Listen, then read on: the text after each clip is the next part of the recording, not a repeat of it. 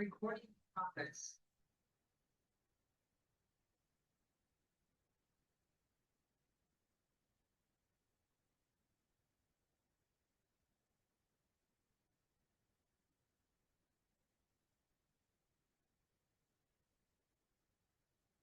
Hola.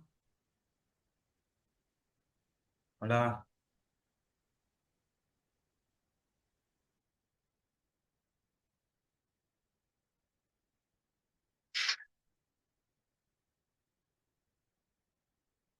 Bueno, arrancamos lo que... Perdón, primero, se escucha bien, ¿no? Confírmeme, por favor, que se escucha bien, que están viendo todos bien el- por lo menos la primera diapositiva del Power. Sí, Perfecto. Bueno, hoy vamos a ver reticulados, digamos, comenzábamos con reticulados simples, no creo que lleguemos a mixtos, pero empezamos a ver los reticulados. Y básicamente, ¿qué son los reticulados? Son estructuras que pueden ser eh, planas o espaciales, eh, en general con... ah, aunque tengo otro dispositivo acá que lo había puesto para ver que todos se esté dando correctamente y me está haciendo un eco. Ahí está, ya lo apagué. Este tipo de estructuras, en general, son utilizadas eh, con elementos que, comparados con las cargas que van a soportar, son elementos livianos, o bien su peso propio no es relevante frente a las cargas que van a resistir. Por ejemplo, un reticulado de un techo el techo de un galpón, ¿sí? Si bien está fabricado con perfiles ángulo, o inclusive hasta con de la perfiles... Play. ¿Qué? Bajar el ruido de la Play. No, no, ¿cómo lo cerraría? eh, apaguen por favor No, para esto. el No, audio. pero no. Eh, Bueno, comparados contra las cargas que van a resistir, el peso propio de esos elementos estructurales, ya sea perfiles, planchuelas, barras redondas, hay muchos reticulados, galpones que se fabrican con barras redondas, son despreciables frente a las cargas que van a soportar. Por eso, en general, no se suele considerar, por lo menos en este primer nivel inicial nuestro, a nivel curso, digamos, de estabilidad, no se suele considerar el peso propio. De hecho, si consideramos el peso propio, ya nos estaríamos apartando de estas hipótesis que nosotros tomamos como hipótesis de salida, porque fíjense que dice que las cargas tienen que estar exclusivamente aplicadas en los nudos, con lo cual, si yo considero el peso propio del perfil con el que estoy materializando mi estructura, ya me estaría apartando de esa hipótesis de salida, porque estaría teniendo carga distribuida a lo largo de la barra, cosa que no está dentro de las consideraciones para ser, digamos, nomenclado este sistema como un reticulado. Entonces decimos que un reticulado, o la estructura de alma calada es un término muy poco usado. En general hablamos de reticulados. Pero bueno, si en algún lugar escuchan hablar de estructuras de alma calada, es esto, reticulados, ¿sí? Están conformados por barras de eje perfectamente recto, ¿sí? Perfectamente recto, cualquier curvatura que pueda considerarse son curvaturas de defectos de fabricación, ¿sí? Pero si por diseño estamos hablando de un eje curvo, por supuesto que tendrá su método de cálculo, pero no encuadra estrictamente dentro de lo que llamamos reticulados, ¿no? Los extremos tienen que estar perfectamente articulados. Cuando hablamos de perfectamente articulados, es que no sean capaces de resistir ningún tipo de momento, ¿sí? O sea, ni siquiera por tomar un poquito de ese momento por fricción. Eh, Muchas veces las estructuras que tienen un solo bulón se las considera reticuladas, digamos, en la jerga, porque al tener un solo bulón, en algún punto va a ceder y va a permitir un giro, pero hasta el momento en que se dio, tomó carga. Digamos, no es lo que se plantea aquí como la hipótesis de simplificación, ¿sí? La articulación tiene que ser una articulación plena, o sea, permitir el giro libre sin tomar ningún esfuerzo de momento flexor en la articulación, ¿sí? Y tiene que tener cargas exclusivamente en los nudos, ¿sí? Fuerzas concentradas aplicadas solamente en los nudos, ¿sí? Entonces acá tenemos un ejemplo de un reticulado plano y un ejemplo de un reticulado espacial. Bien, acá estamos viendo en fotos ejemplos de la vida real de lo que son reticulados.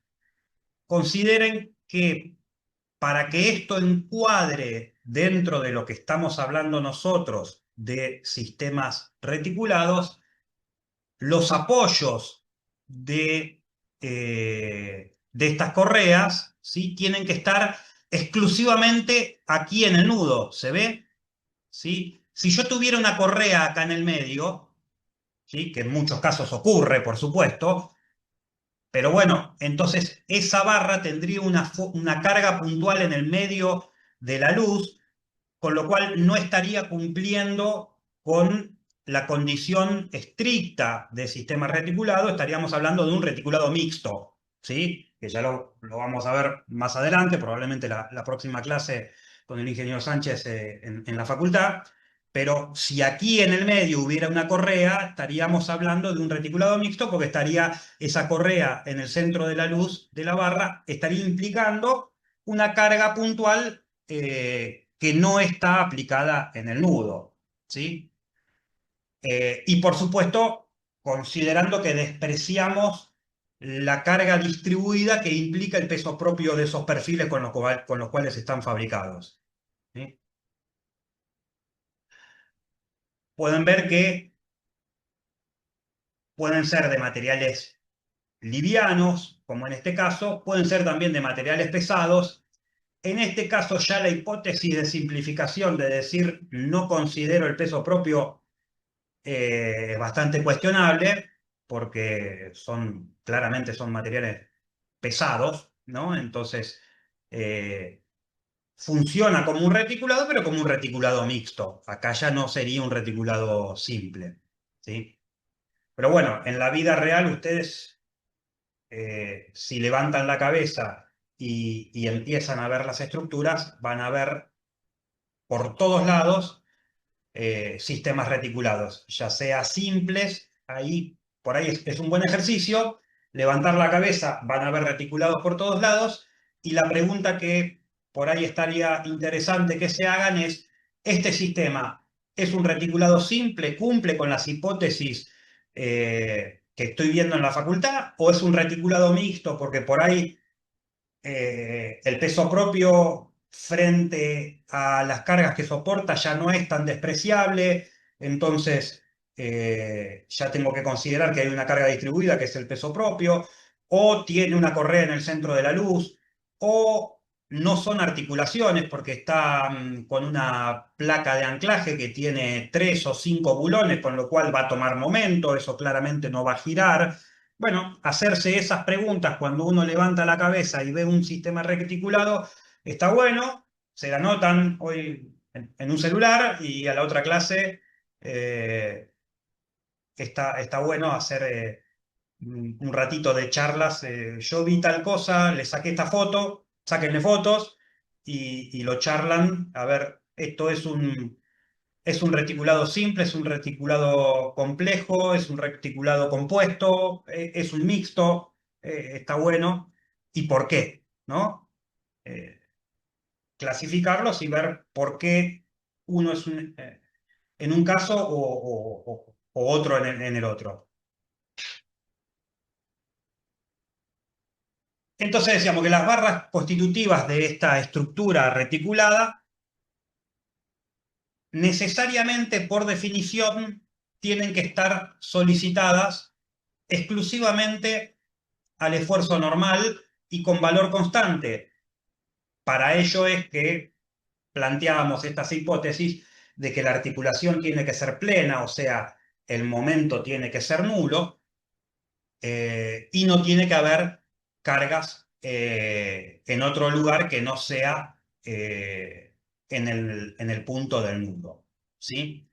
Entonces, si planteamos el esquema estructural de una barra biarticulada que está cargada con, en los nudos con cualquier tipo de carga, pero en los nudos, porque es la hipótesis de salida, y hacemos las ecuaciones de equilibrio, nos va a conducir a esta conclusión de que si no tiene carga en otro lugar que no sea en las articulaciones y no tiene una carga distribuida y no tiene fuerzas aplicadas en la luz de la barra, esa barra va a estar sometida exclusivamente a fuerza normal. Y fíjense que si sumamos todas las fuerzas en el sentido X. En el sentido X vendría a ser este que le estoy marcando aquí, ¿no? Fíjense, todas estas fuerzas serían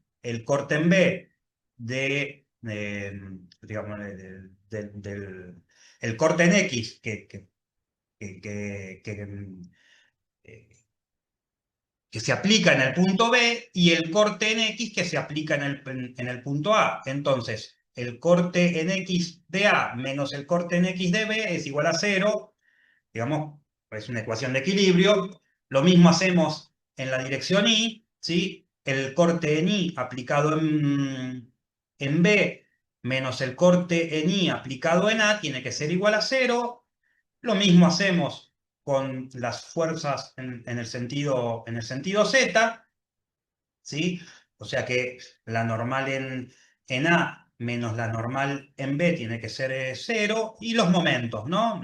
Si estoy parado en B y tomo un momento en X, o sea, ¿qué fuerzas me hacen girar esta estructura alrededor de X? Bueno, claramente la única que me la hace girar alrededor del eje X es el corte en A. El corte en A por la longitud de esta barra L, ¿sí? Tiene que ser nulo. Entonces, parado en B, ¿qué fuerzas me hacen girar la estructura alrededor del eje Y? Claramente la única que me la hace girar es el corte en dirección X que está aplicado en A.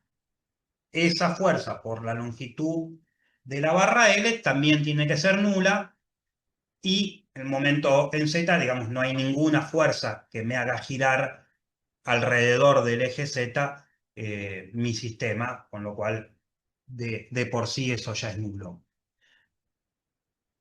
Si opero matemáticamente con estas ecuaciones, voy a llegar a la conclusión de que todos los esfuerzos de corte son iguales y son nulos, ¿sí? Las únicas fuerzas existentes o que podrían existir, obviamente, si las fuerzas normales también son nulas, el sistema está descargado y no tiene sentido el análisis. Pero las únicas fuerzas que podrían ser distintas de cero son el normal en A y el normal en B, que necesariamente deben ser iguales. Con lo cual, también se da la otra condición, que el momento alrededor de la barra tiene que ser nulo, porque si los cortes son nulos y yo me paro en B, si el corte en X aplicado en el punto A es nulo y el corte en Y aplicado en el punto A también es nulo, no hay manera de que esta barra tenga un esfuerzo de momento flexor en ningún punto de la barra. Y por otro lado, si recuerdan las relaciones diferenciales que habíamos visto cuando vimos sistema de Almayeno, nosotros habíamos visto, si se acuerdan, que el corte en Y es la diferencial de momento respecto de Z y el corte en X es la diferencial de momento respecto de Z. Entonces, si yo tengo, como por ejemplo en una barra simplemente apoyada que está cargada con carga distribuida, ¿sí? Yo tengo mi esfuerzo de corte, ¿cómo es? El esfuerzo de corte es lineal y mi momento cuadrático, ¿sí? Entonces, corte lineal, momento cuadrático, digamos, cuadrático. Si, por ejemplo, tengo una viga también simplemente apoyada con una carga puntual, mi esfuerzo de corte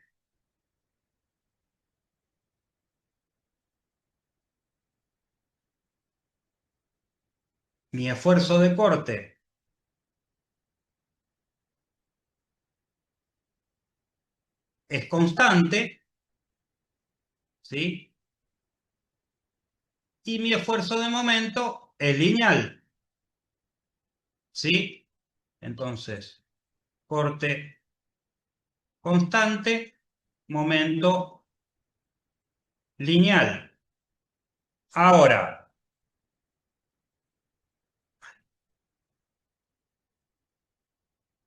vamos a usar otro lugar. Si, como en este caso, mi esfuerzo de corte es nulo, ¿sí? Porque acá el corte no es ni lineal ni constante, sino que es nulo, el momento necesariamente va a tener que ser constante.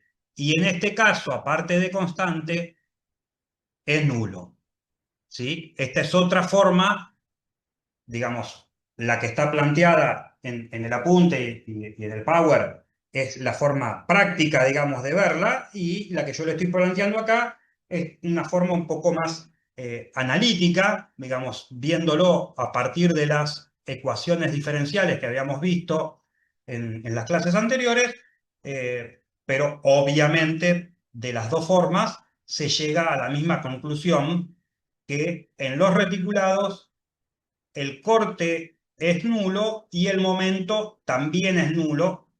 Por regla general, con corte nulo, el momento va a ser constante y en particular en los reticulados, aparte de constante, es nulo, ¿sí? Finalmente, además de decir que en los sistemas reticulados las barras están sometidas exclusivamente a esfuerzo normal, demostramos que además de normal, además de ser el único esfuerzo al cual están sometidos, el esfuerzo normal es constante a lo largo de toda la barra, ¿sí? O sea, si yo tengo esta barra y hago el diagrama, ¿sí?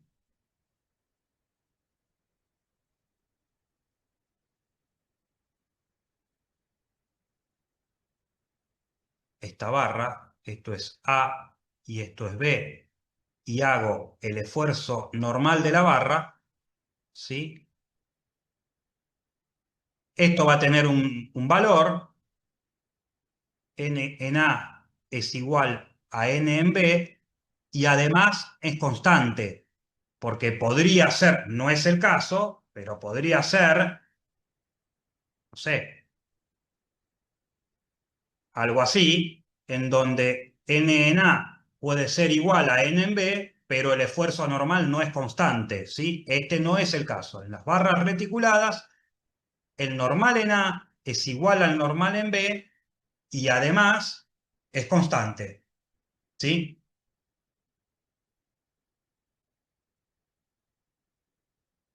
Bueno, la clasificación de los sistemas reticulados, digamos, básicamente podemos diferenciarlos por, por su por su naturaleza geométrica, ¿sí? Como planos o espaciales, y dentro de los planos, como así también dentro de los espaciales, va a haber una clasificación de acuerdo a la complejidad con la cual están, con la que se van generando, ¿sí? Vamos a ver que el primer ejemplo son estos reticulados simples, ¿sí? Que se genera a partir de un triángulo elemental, ¿sí? Este triángulo que acá está marcado en rosa es un sistema inicial, es un reticulado elemental, que por supuesto cada una de estas barras tiene que cumplir con los requisitos que hablábamos antes, o sea, ser barras biarticuladas, con lo cual todos y cada uno de los nudos que tenga este sistema tiene que ser una articulación. No puede existir un nudo en donde no esté articulado. Digamos, no puede existir. Esto, por ejemplo, más allá de que sea un error de dibujo, pero si no fuera un error de dibujo, o sea, si acá efectivamente no existe una articulación en el vértice de... Si en este vértice no existe una articulación, entonces esto no clasifica como un reticulado, ¿sí? Todos y cada uno de los vértices del reticulado tienen que ser articulaciones. Entonces, el reticulado simple inicia con un triángulo elemental. Luego agregamos un nudo, por supuesto articulado, y unimos con barras,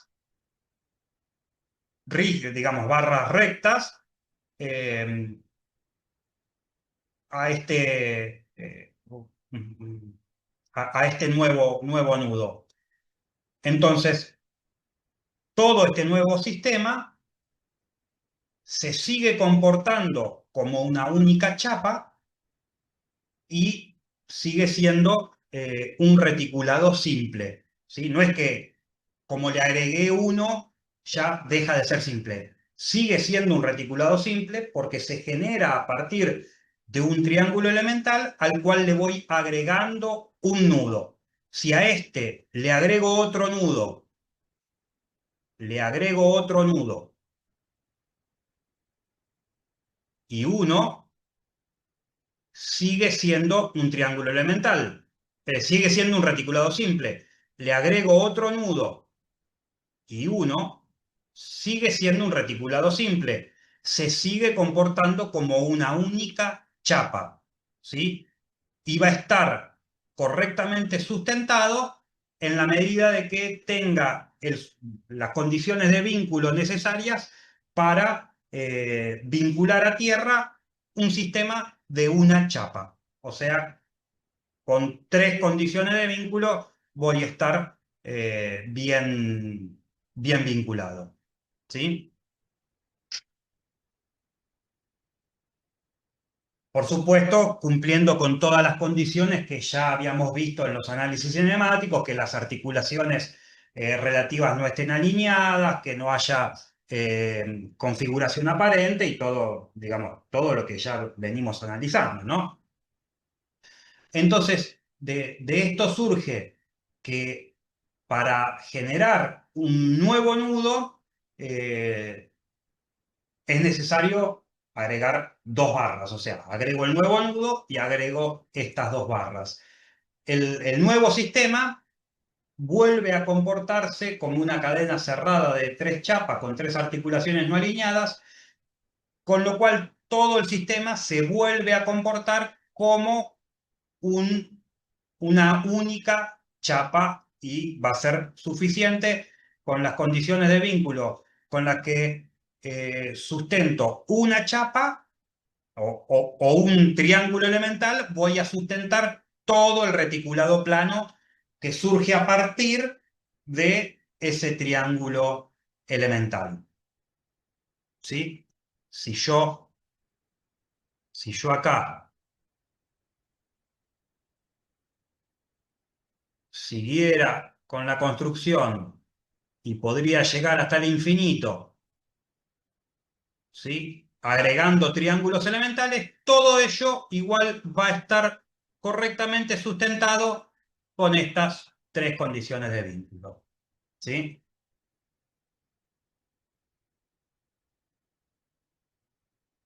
La condición de rigidez va a ser la de siempre, que tenemos es la cantidad de barras más las condiciones de vínculo tiene que ser igual al doble de las articulaciones, ¿sí? Recuerden que en toda esta nomenclatura B es la cantidad de barras, CBE, digamos, son las condiciones de vínculo, la cantidad de condiciones de vínculo, y K son las articulaciones. Fíjense que tengo 1, 2, 3, 4, 5 barras más 3 condiciones de vínculo, 8.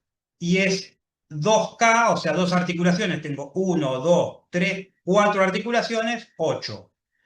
Fíjense si hago la cuenta con esto que les agregué yo. ¿Cuántas barras serían? Serían 1, 2, 3, 4, 5, 6, 7, 8, 9, 10, 11 barras. ¿Sí? Más 3 condiciones de vínculo, 14. ¿Y cuántas articulaciones tendríamos? Tendríamos 1, 2, 3, 4 iniciales, 5, 6, 7, por 2, 14. O sea, la condición de rigidez, por supuesto, siempre se tiene que cumplir.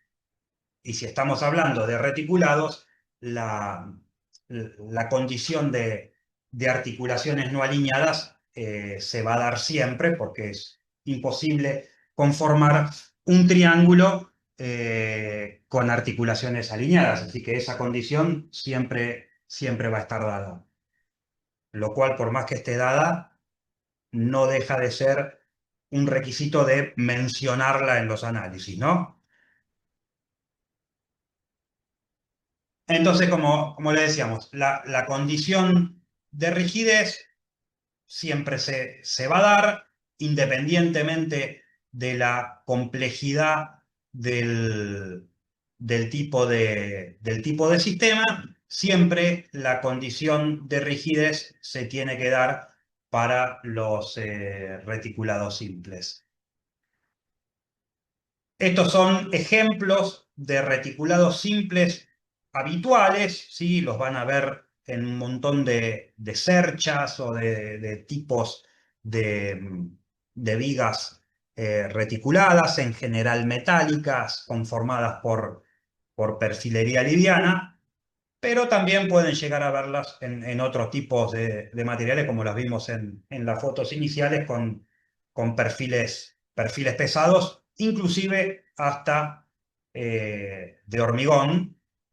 Por supuesto que tanto en el caso de los perfiles como en el hormigón, ya estaríamos hablando de reticulados mixtos por la condición que les decía de la influencia del peso propio.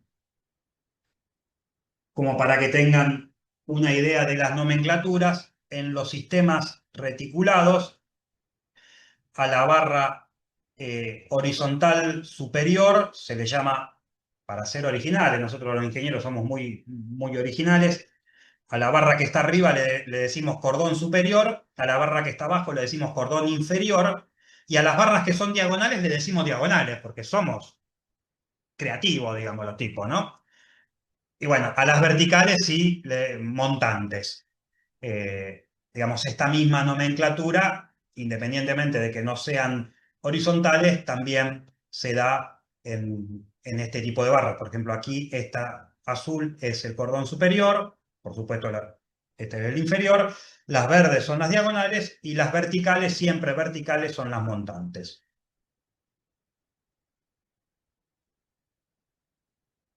Otro tipo de nomenclatura, de clasificación de los sistemas reticulados en función de cómo se van construyendo son los sistemas compuestos, ¿sí?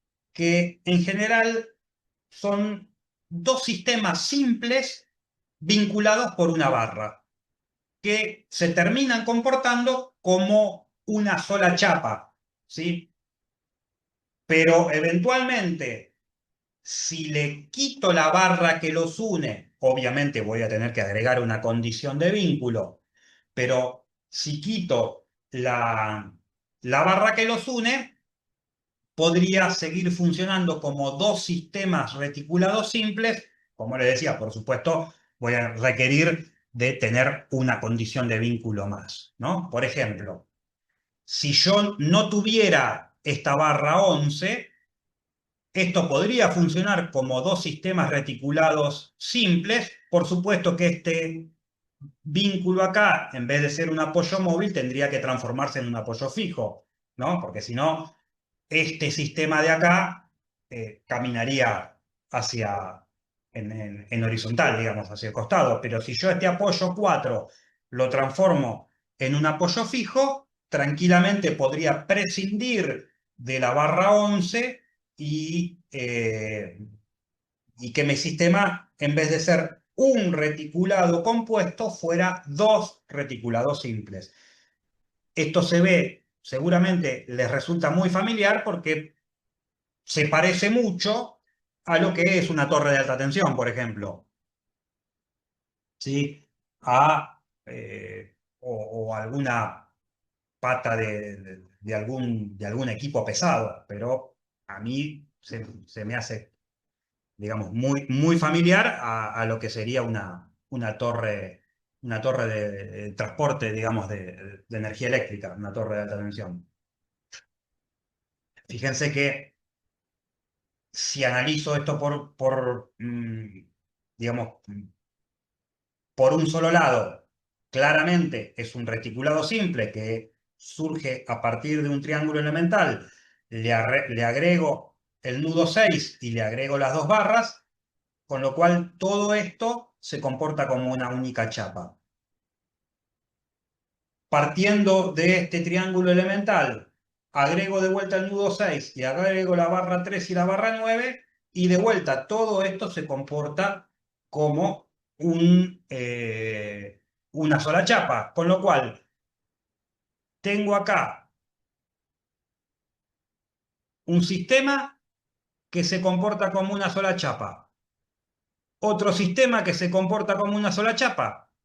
Si lo cierro y estos dos están articulados, todo esto es un reticulado, es un triángulo que está todo triarticulado, con lo cual sigue siendo un sistema reticulado, en este caso ya no simple, sino compuesto, porque está justamente compuesto por dos reticulados simples que están unidos, ¿sí?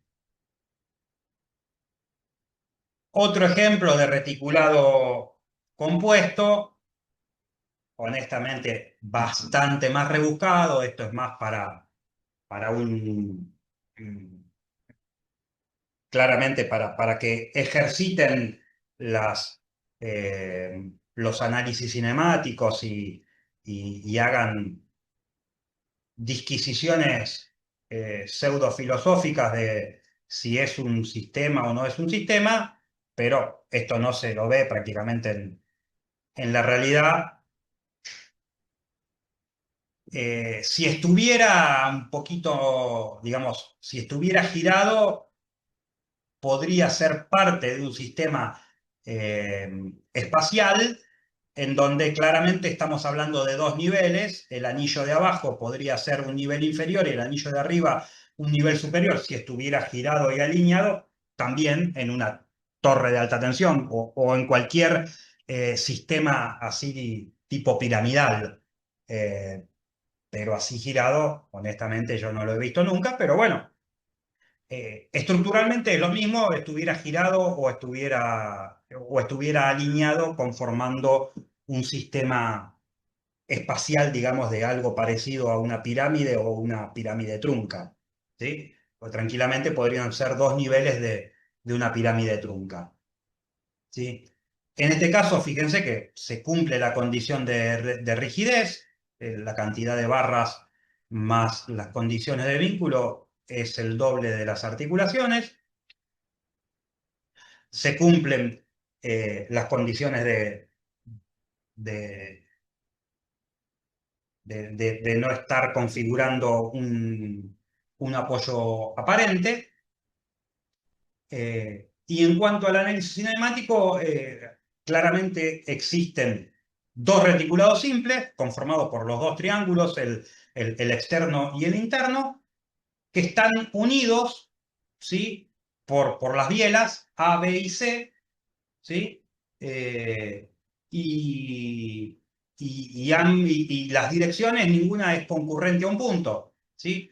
De esta forma, el reticulado se comporta como una única chapa rígida, y esa chapa está vinculada mediante los tres apoyos, y los tres apoyos tampoco concurren en una misma dirección, con lo cual está isostáticamente vinculado y es cinemáticamente invariable. Pero bueno, como les decía, la verdad que en la realidad no se lo ve, pero es un buen caso para ejercitar, digamos, la teoría de los análisis cinemáticos. Otro caso es este, digamos, también poco visto en la realidad, en donde claramente hay tres chapas, y las articulaciones relativas no forman parte, digamos, no hay una articulación física que se constituya en articulación relativa. Las articulaciones relativas van a ser las proyecciones de las bielas que conforman a esas chapas. De hecho, una de las articulaciones ni siquiera es una articulación relativa, sino que es una articulación impropia, ¿sí? Pero bueno, es para ir ejercitando los análisis cinemáticos, les digo, muy poco visto en la realidad, pero bueno, cumple con el concepto de que son tres sistemas reticulados simples que se vinculan a través de una barra, ¿sí?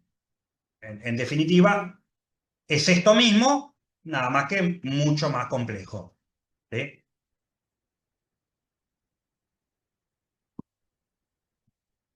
Bueno, los reticulados conformados por más de una chapa, como decíamos, los complejos, eh, por supuesto tienen que cumplir con la condición de rigidez, y fíjense que los reticulados simples, estos, R1, reticulado simple 1 y reticulado simple 2, conforman un arco de tres articulaciones, digamos. Esto se comporta como una chapa. Todo esto que está rayado en una dirección, se comporta como una chapa. Todo esto que está rayado en la otra dirección se comporta como otra chapa. tiene dos apoyos fijos y están articulados en el medio, es un arco de 3 articulaciones, ¿sí? Con lo cual es un sistema que es cinemáticamente invariable, ¿sí? Es igual, digamos, si es todo este sistema es un arco de 3 articulaciones y es cinemáticamente invariable, está isostáticamente vinculado, en particular, este punto está fijo y este punto está fijo, ¿sí? Con lo cual, todo esto que yo les marqué termina siendo una chapa, una sola chapa, se comporta como una chapa. Con lo cual, todo este sistema, que es RS1 más RS2, se comporta como una sola chapa, ¿sí? Es una chapa que está vinculada mediante dos apoyos fijos. Y esta chapa está vinculada, digamos, está conformando un arco triarticulado con B1 y B2. Con lo cual vuelve a conformar un arco triarticulado, biarticulado, perdón, con articulaciones no alineadas. ¿Sí? ¿Se ve? Primero, el simple 1 se comporta como una chapa. El simple 2 de vuelta se comporta como una chapa. Está articulado. Es un arco, un arco de 3 articulaciones no alineadas. Se comporta como una sola chapa y se vincula con la barra 1 y la barra 2, que vuelven a conformar otro arco triarticulado no alineado. ¿Sí? Podría volver a darse el caso de decir, ok, todo esto se comporta como una sola chapa y lo vuelvo a vincular con otro y de vuelta puedo volver a hacer el mismo análisis. ¿Sí?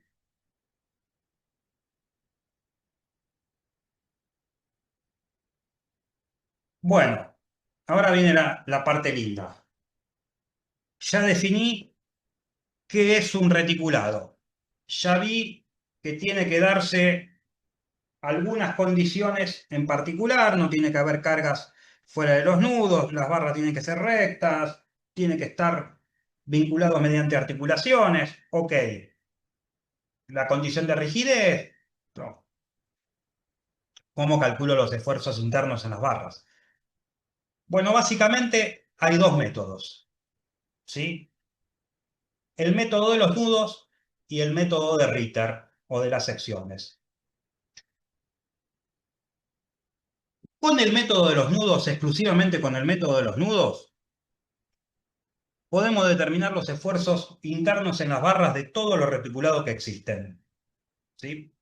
Por supuesto, hay otros métodos, perdón, de todos los que existen no, hay en algunos casos no los voy a poder determinar y voy a tener que utilizar algún otro método que lo vamos a ver enseguidita, que es el método de la sustitución, pero es para casos medios raros. Digamos, por ser generosos, el 99% de los casos de la vida real los voy a poder determinar con el método de los nudos.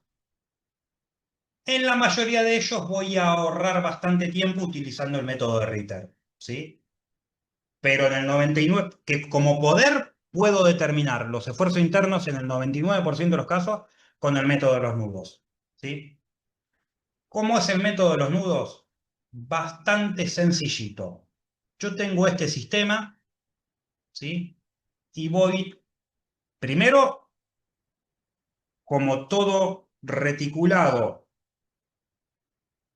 termina comportándose como, como una sola chapa o eventualmente como más de una chapa, pero siempre que voy a poder determinar digamos, el valor, la magnitud de las reacciones de vínculo, ¿sí? Siempre voy a estar en condiciones de, olvidándome el valor del esfuerzo interno, Yo tomo esta estructura y no tengo ningún inconveniente en determinar cuánto es el valor de la reacción vertical en A, de la reacción horizontal en A y de la reacción vertical en C. ¿Sí? Yo me paro acá, hago una ecuación de momento en donde mi única incógnita es la vertical en C. ¿Ok? Por sumatoria de fuerzas verticales voy a tener la reacción vertical en A.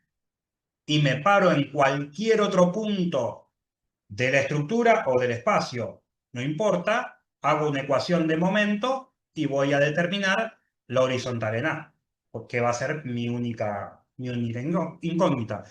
Con lo cual, no hay ningún impedimento para determinar las reacciones de vínculo. Entonces, si bien no son un dato, tampoco son una incógnita. Hay que determinarlas y están en condiciones de determinarlas ya con con los conocimientos que ya poseen, están en condiciones de determinarlas, las reacciones. Entonces, yo sé que el número de incógnitas va a ser igual a la cantidad de barras más las condiciones de vínculo. ¿Sí? El número de incógnitas, ¿qué es? La normal o el esfuerzo. Llamar esfuerzo, llamar normal es lo mismo porque el único esfuerzo que hay en estos sistemas es normales, así que da lo mismo decir esfuerzo AD que decir normal AD. Entonces, es el esfuerzo AD, el esfuerzo CD, o sea, cada una de las barras tiene un valor de esfuerzo y esas van a ser mis incógnitas. Con lo cual, el número de ecuaciones va a ser 2 veces la cantidad de articulaciones que tengo, ¿sí? Porque otra incógnita es las reacciones de vínculo, ¿sí? Entonces yo tengo mi número de incógnitas es igual al número de ecuaciones, ¿sí? Entonces, arranco determinando las reacciones de vínculo de la forma que ustedes ya saben, ¿no? Como dijimos recién. Por ejemplo, me paro en A, hago una ecuación de momento, determino en B, me paro en C, hago una ecuación de momento y determino la, la vertical en A, ¿sí? O por sumatoria de fuerzas verticales, y me paro, por ejemplo, en D, y tengo conocidas ya las verticales A y C y determino la horizontal en. ¿Sí? Lo que queda ahora y que es el key de la cuestión es determinar los esfuerzos internos en cada una de esas barras. Para eso voy a aislar cada uno de los nudos. Como se llama el método de los nudos, aíslo cada uno de estos nudos. Entonces, si aíslo el nudo A, fíjense, en el nudo A confluyen la barra AD y la barra AB. Y el ángulo es este ángulo alfa, que es un ángulo conocido porque conocemos la geometría. ¿Sí? Entonces, hago una ecuación, digamos, planteo las dos ecuaciones que puedo plantear, que es sumatoria de fuerzas horizontales o sumatoria de fuerzas verticales. Como sumatoria de fuerzas horizontales, yo tengo que el esfuerzo, fíjense que acá también confluía la reacción horizontal en A, que es un valor conocido, 71,21 kilonewton. ¿Sí? Entonces acá ya lo ponemos como valor conocido. Entonces, si yo aíslo todas las fuerzas en sentido horizontal, ¿qué va a ser? 71,21 positivo, porque consideramos con nuestro sistema de coordenadas lo que va hacia la izquierda es positivo y lo que va hacia abajo es positivo. Entonces, 71,21 positivo menos el esfuerzo AD por el coseno, ¿sí? Porque estamos igualando las proyecciones. Entonces, en el sentido horizontal, lo que nos importa es esta proyección, ¿sí? La proyección del esfuerzo AD proyectado en el sentido Z, en el sentido horizontal. Entonces, es el esfuerzo AD por el coseno de alfa menos, porque tanto el esfuerzo AD como el esfuerzo AB van de izquierda a derecha, o sea que para nuestro sistema de coordenadas es negativo, menos, y ahí sí con el valor absoluto, porque está justamente en el sentido horizontal, el esfuerzo AB. Y eso tiene que ser cero, porque el sistema está en equilibrio. Hago lo mismo con las fuerzas verticales, ¿sí? Y digo que mi reacción vertical en A, 1585, con signo negativo porque va hacia arriba y nuestro sistema de coordenadas, recuerden que el positivo es hacia abajo. Entonces, 1585 negativo menos el esfuerzo AD por el seno de alfa, también con signo negativo porque va hacia arriba, de vuelta tiene que ser cero, ¿sí? Bueno, seno y el coseno de alfa son datos porque conocemos la geometría y determinamos de esta forma los dos esfuerzos que eran incógnitos, el esfuerzo de la barra AB y el esfuerzo de la barra AD, ¿sí? Si tienen alguna duda, frénenme, péguenme un grito o lo que fuere, porque recuerden que yo mientras estoy eh, compartiendo pantallas no veo la interacción escrita del Zoom. Así que si tienen alguna duda, háganla por voz, por favor, por hablada. Bueno, hasta acá, ¿me siguen? Sí, Sí. profe. Bien. Lo mismo podríamos hacer independientemente de la complejidad del sistema con cada uno de los nudos. Claro, si el sistema tiene muchos nudos, vamos a ver que esto, si bien no es difícil, porque estamos hablando de suma y resta y cuando mucho de un poquito de trigonometría, de ver si es el seno, el coseno, y tratar de ubicar los ejes, si son positivo o negativo, pero no hay mucha complejidad, sí es muy repetitivo. Y como siempre digo, aunque la cuenta sea de 2 más 2 y tengo que hacer 7000 cuentas de 2 más 2, hay mucha probabilidad de que me equivoque, ¿sí? Entonces, ahí empieza a ser interesante los métodos que nos ahorran pasos, ¿sí? Más allá de que no sea complejo. Eh, Fíjense que al igual que cuando determinábamos las reacciones de vínculo, tener un signo negativo, por ejemplo, este esfuerzo AD nos da con valor negativo, lo que quiere decir es que la dirección real de mi esfuerzo AD es contraria a lo que yo supuse, ¿sí?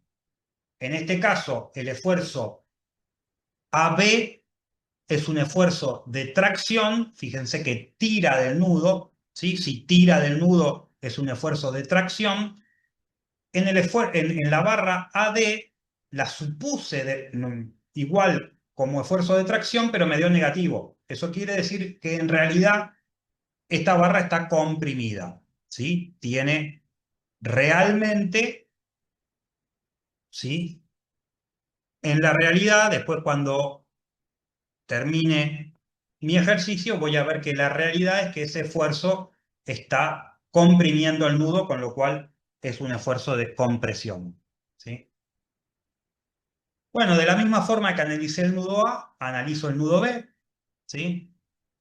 Recuerden, el nudo B es el nudo de abajo, el que no tiene, el único nudo del cordón inferior que no tiene apoyo.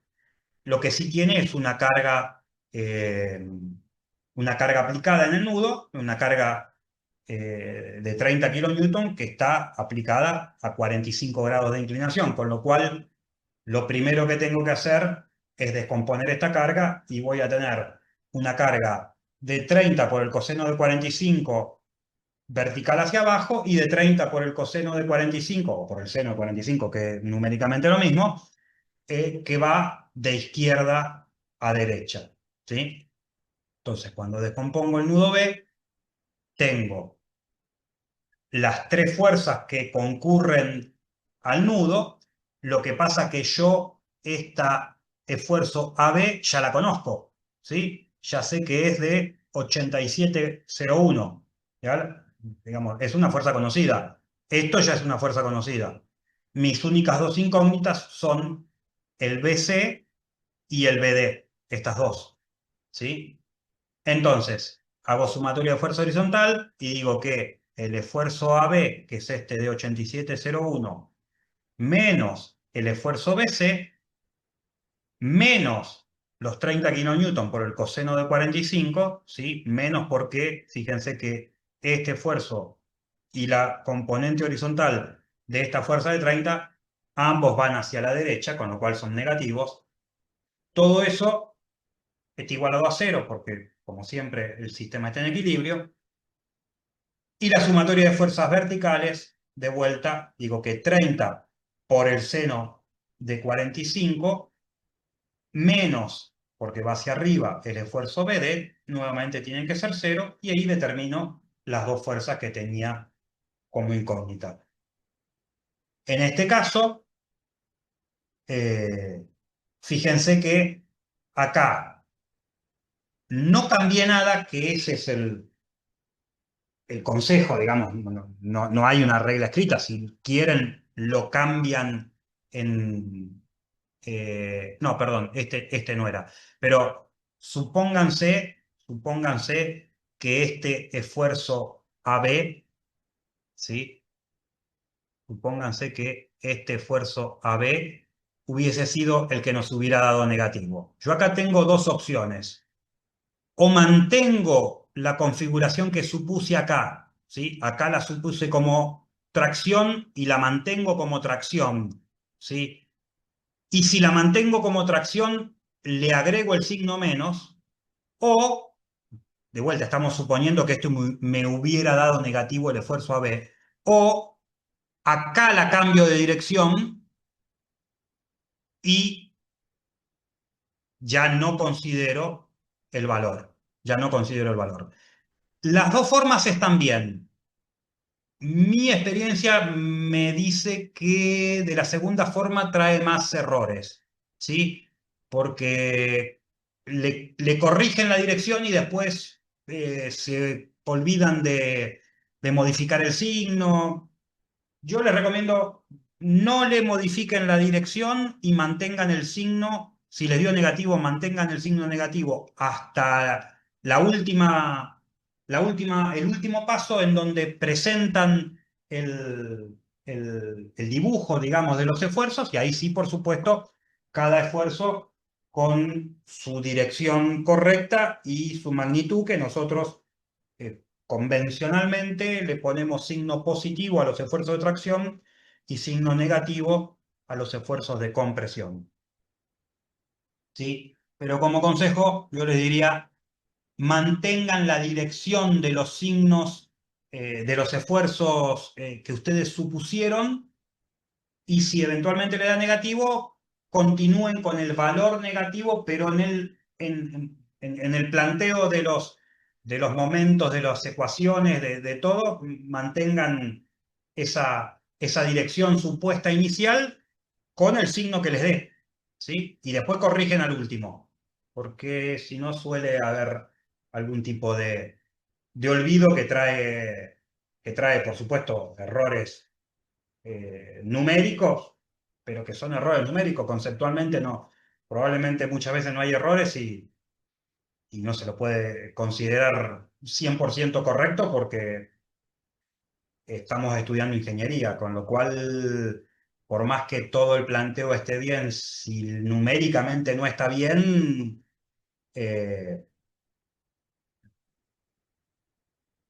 hay veces que el planteo es, bueno, el ejercicio estaba conceptualmente bien, sí, bueno, pero tenías que poner la armadura arriba y la pusiste abajo y el edificio se te vino abajo.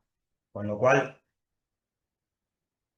eh, ser estricto en el tema de el control de los números y sobre todo de la consistencia entre el valor final y que tenga un correlato con una lógica teórica, Eh, por ejemplo, si me tiene que dar un valor de momento negativo porque el diagrama me está dando que es momento negativo o porque, no sé, por relaciones diferenciales, yo sé que la curva del diagrama de momento tiene que ir para un lado y, y numéricamente me da para el otro, bueno, hay que buscarlo porque hay que encontrar esa consistencia entre el número y la cuestión teórica, ¿no? Es importante.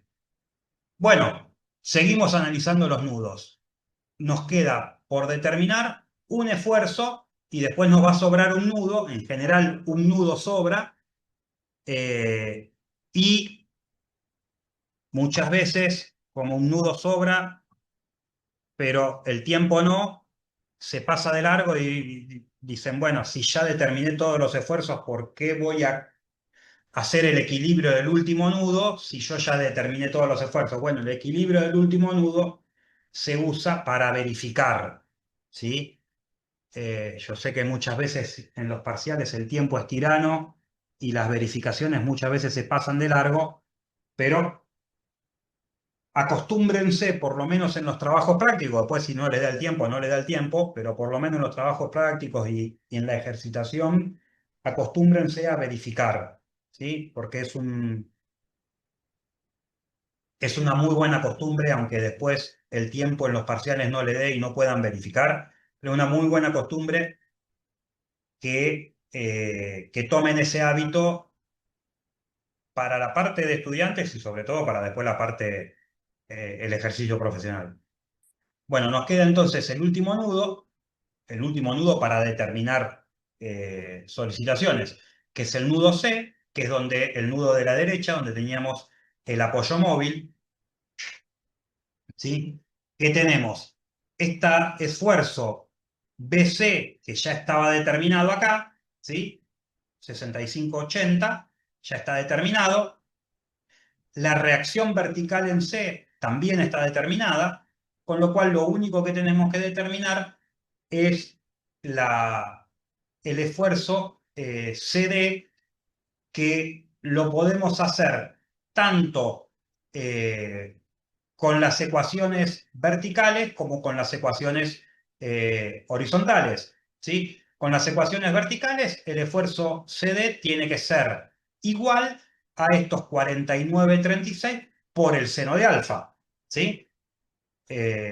Y con las ecuaciones horizontales, el esfuerzo CD tiene que ser igual al esfuerzo BC multiplicado por el coseno de alfa, ¿sí? De las dos ecuaciones, acá se utilizó eh, para determinarlas solamente el, el de el de las fuerzas verticales, pero también es un dato conocido porque ya lo calculamos, el esfuerzo BC, con lo cual acá también se puede utilizar la otra ecuación como una verificación, ¿sí?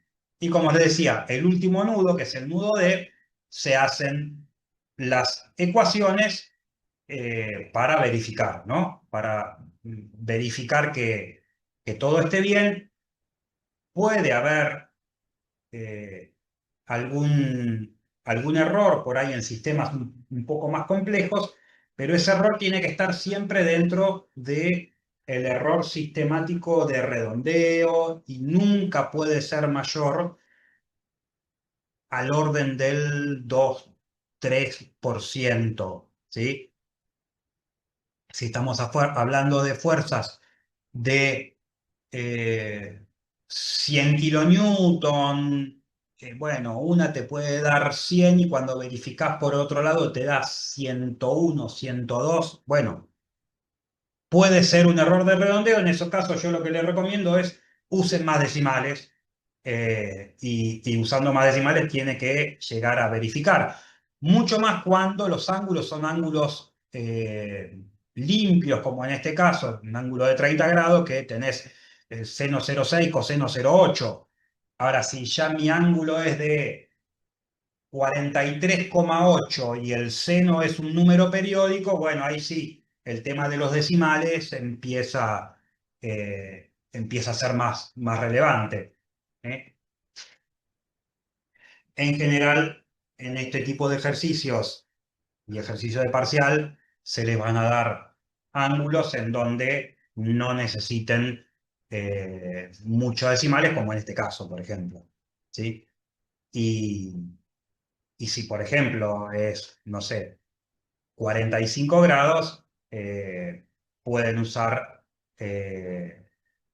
directamente o la reducción, raíz 2 sobre 2, o directamente seno 45. En la calculadora, hoy por hoy, todo el mundo usa calculadoras. En vez de poner por 0,707, pongan por seno de 45, ¿sí? Y ahí se evitan todo el problema de decimales.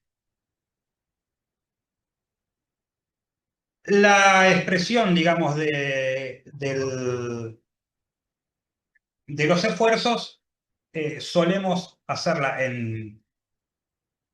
digamos, como antes hacíamos el diagrama. Fíjense, si yo ahora tengo que representar esto como lo hacía antes, tengo que dibujar todo esto acá así, poner el 1975, a este otro acá 82, y lo tengo que hacer en escala, es 4 veces más grande que este otro. Ahí, también negativo. Este otro de acá, positivo. Me queda un enchastre que no se ve absolutamente nada. Por eso es que o hacemos una tablita, ¿sí? Con /1, /2, /3, y le ponemos directamente los valores de los esfuerzos, en positivo los de tracción y en negativo los de compresión, o hacemos este tipo de diagramas. Fíjense que en todo el ejercicio, después si lo quieren, chequéenlo con los valores, con una calculadora. En todo el ejercicio se utilizó este valor del esfuerzo AD, se lo siguió suponiendo como de tracción utilizando el valor negativo, y en la última presentación se lo puso como corresponde, como esfuerzo de compresión, que, digamos, el esfuerzo de compresión es el que comprime al nudo.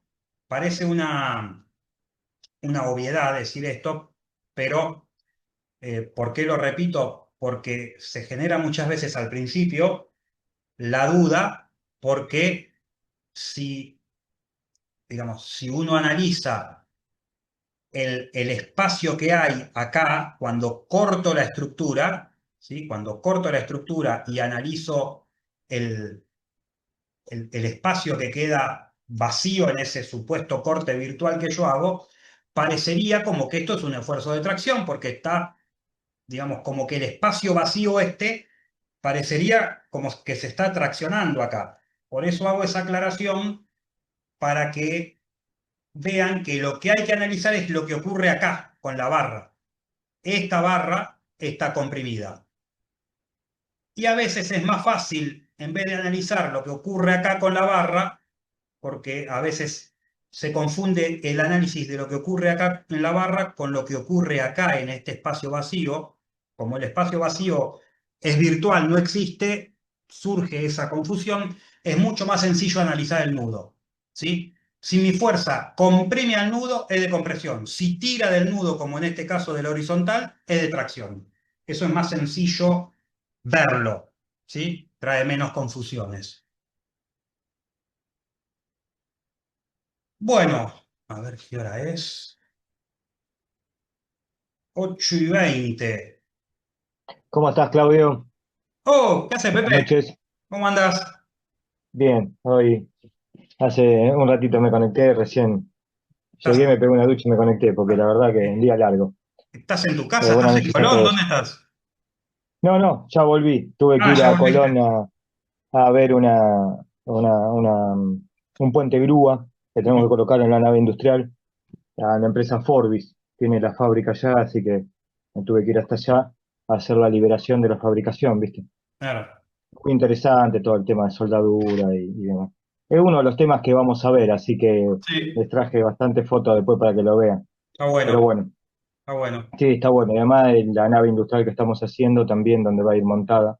Después voy a ver si la idea es iba a darle hoy la clase con eso, pero bueno, se adelantó la visita, iba a hacerla el Claro, miércoles, pero se adelantó y bueno, estaban todos los jugadores dispuestos para ir, así que me tuve que ir de raje para allá hoy. claro, y sí, Así que, sí. así que bueno, te agradezco No, por por ponerte favor. presente en la clase.